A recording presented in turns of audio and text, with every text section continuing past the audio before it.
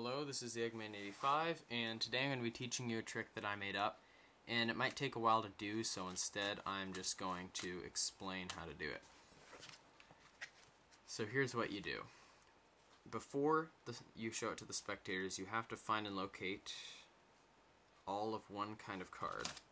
So I'm just going to do sevens for this example. There's two, there's another one, and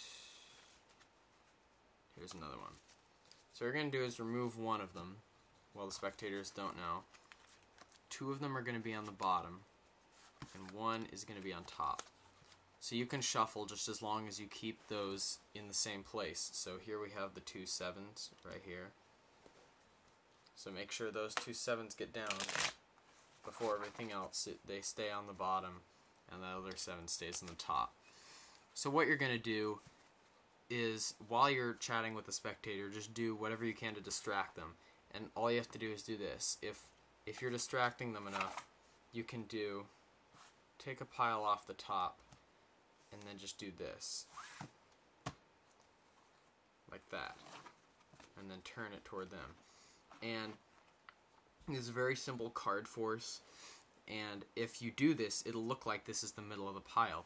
And usually they'll be tempted to take this one, which is the 7. And so this is technically the top of the deck, and this is the bottom right here, where your two 7s are. If they don't take the card that you want, instead do a different card trick, and try later to force them to use that one. So after that, you have to replace the deck back the way it was, like this, making it look like you're cutting the deck back to where it was before. And now they've picked this card, which is what you want them to pick. And what you're going to do is you're going to tell them to put it right in the middle, and you show them, you can tell them to put it right in the middle, and they won't be suspicious of anything. And then you say, now I'm just going to cut a little bit. And you cut the deck. But don't cut too much, because you still want the 7 somewhere in there.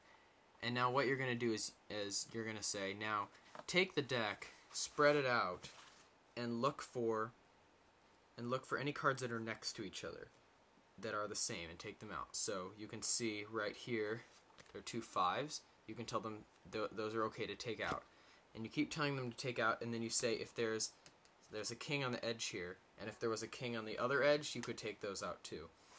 And this takes a really long time, but if you let the spectator do this, they'll eventually narrow down. Because you had those two 7s on the bottom, somewhere in here are those two 7s right next to each other, right here. So they'll take out these two 7s, and the other 7 is already out of the deck. So they'll just keep narrowing down and taking out pairs. They can't take out 3 at a time. And they'll keep taking out pairs, like here's two 8s. They'll take those out. And since now there's only one 7 left, they'll just keep going down until you get to the 7. And they'll think that's amazing, because how could there only be 3 7s? How would they know what you picked, But obviously you took one out. So, I don't know, just a weird little trick I came up with.